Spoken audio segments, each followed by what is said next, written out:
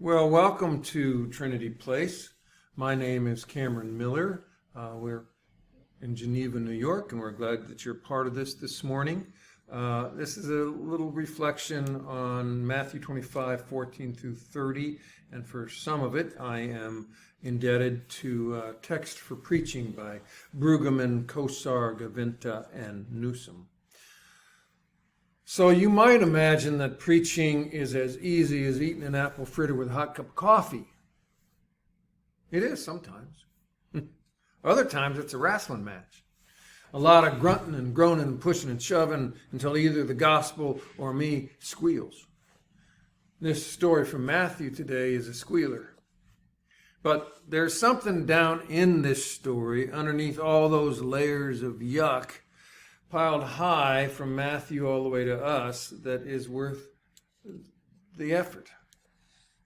The first layer of yuck, obviously, is slavery. I mean, nowhere in this story, and actually nowhere in the entire Bible, is slavery ever questioned. Slavery, of course, in the Roman Empire and before it was not yet racialized. And as the Wednesday book group here has learned from reading the book How to Be an Anti-Racist, the racializing of slavery came about in the 1440s, beginning with the Portuguese. But in Jesus' day, slaves were often the spoils of war or the victims of economic misery. If you were poor enough, you sold your kids, your wife, even yourself into slavery. But in this story from Matthew, Jesus just assumes slavery and goes blithely on. It's kind of hard to accept and to hear.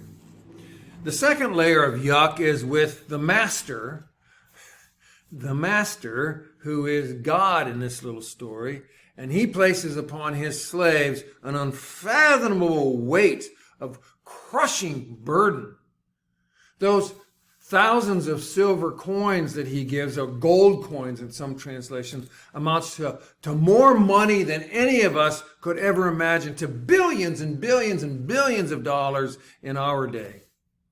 A slave would no more have known what to do with $1 billion than a dog knows what to do with a diamond.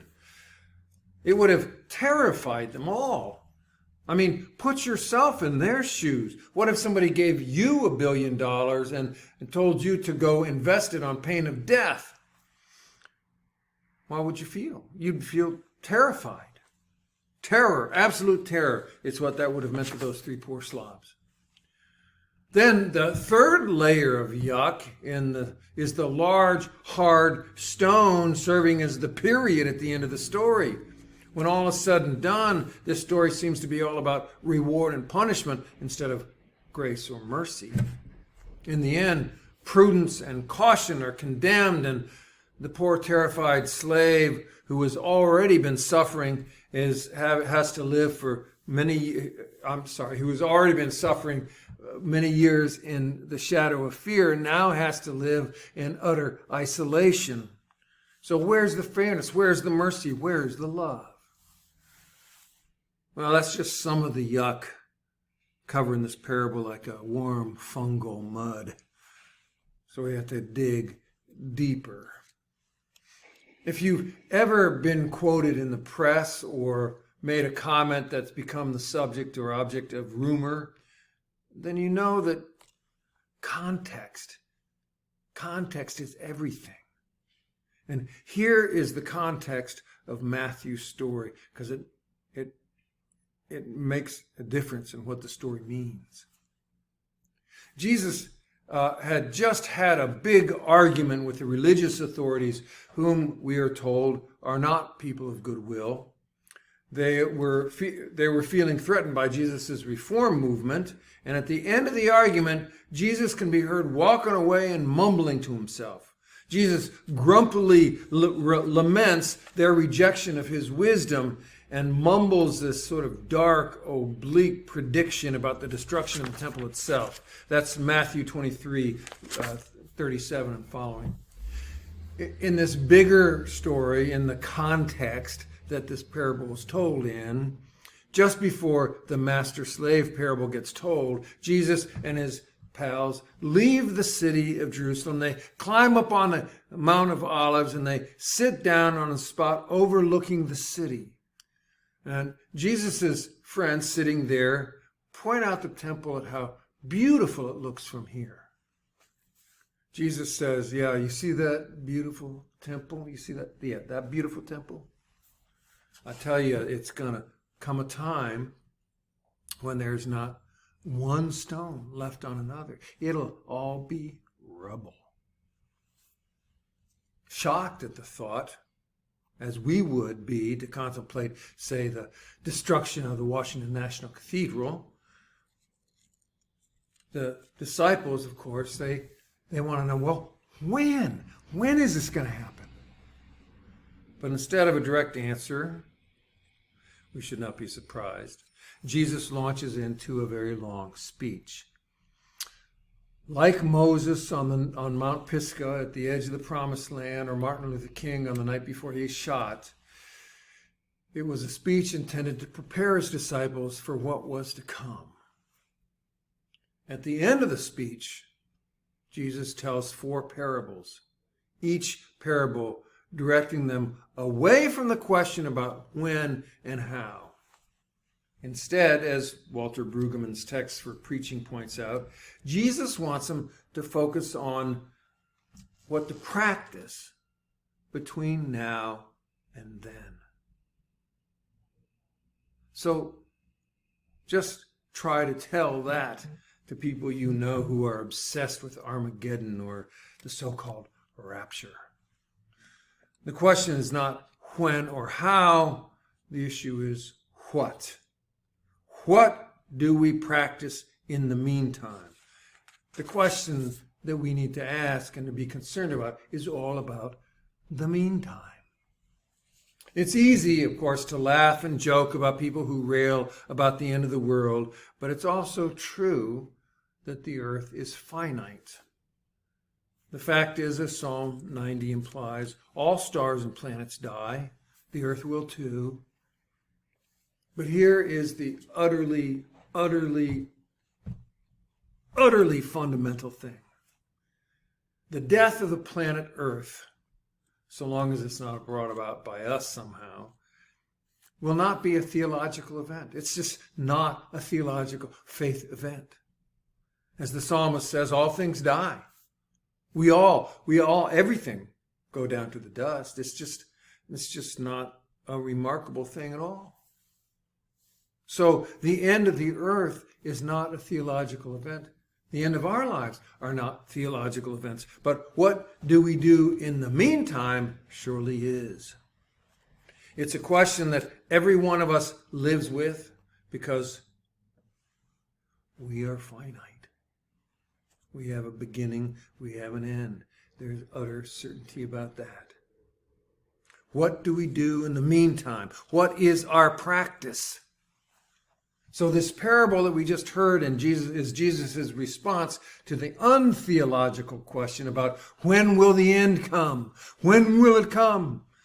And his response is, you are asking the wrong question. You are asking the wrong question. The question is, what do we do in the meantime?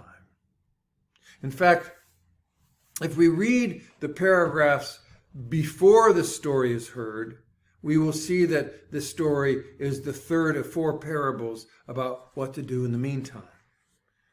As stewards, what do we do in the meantime as stewards and with our resources? And all objections aside about slavery, masters, and abuse, this story is really about the risk to live a meaningful life. The risk to live a meaningful life. This story is about talents. It's about taking the life we have and making meaning with it.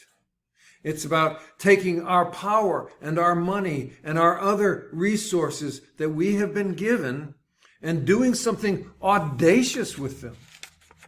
It is about investing what we have been entrusted with and growing it into something even more valuable. It's about taking the risk that God invites us to take instead of living in fear of failure. We know we will fail. That's why it feels like a risk. We could fail, and let's be honest about it, we will fail at least once, probably more. But wouldn't you rather fail in pursuit of something for which you have a sense of meaning than succeed in something that you don't think really matters? What do we do in the meantime? What do we do in the meantime? The question itself proclaims that we are in an in-between time now. And it says everything's going to change. And it says don't get too comfortable with the status quo. And it says don't grieve too long for what was, because what is will not last long either. Then that same question by implication says it is all about what we do now, not then, not then. It says that the focus is on what we do, not what we believe about the future. It says what we choose to do now makes the difference. What do we do in the meantime? Well, that's what Jesus was asking his friends to ponder. What are you going to do now to invite the kingdom of God on earth as it is in heaven? Don't get distracted by what might happen, the big what if anxiety questions. We're in the midst of a pandemic. We just do not know when it will be over and when things will get back to normal, if things will ever get back to normal. What do we do with the practice, with what we practice in the meantime? That's the theological question. That's the faith question, the question that matters for us. So, after Jesus predicted that magnificent temple would one day become rubble, really truly one of the wonders of the ancient world, it did become rubble. It did happen. It didn't happen for 40 years, which was a long time to wait, especially when the average life expectancy in that time was 40 years. There was a lifetime in between his prediction and when it happened. And even then, after the temple was destroyed, the end that was expected never came, still hasn't. That's a very long in-between time. You and I have a long time to wait for clarity, for certainty, for knowledge, for anything that we can hang our hat on, except this. We can be in love with one another, and we can stay engaged with each other. We can be in love with one another, and we can stay engaged with each other. So that is what I invite us to do. Be in love with one another. Stay engaged with each other. If you have some resources to risk along the way in the service of evoking God's kingdom on earth as it is in heaven, that's cool too. What we do now in this in-between is our question. What do we do now in the in-between? Well, doing it together is, wherever possible, a joy. Thank you for doing this with us today, and I am glad that you were here and tuned in to Trinity Place. I hope that whatever you heard and it's resonating in your life offered some little bit of growth, of healing, of wellness for you. Thanks for being here, and the peace of God be with you.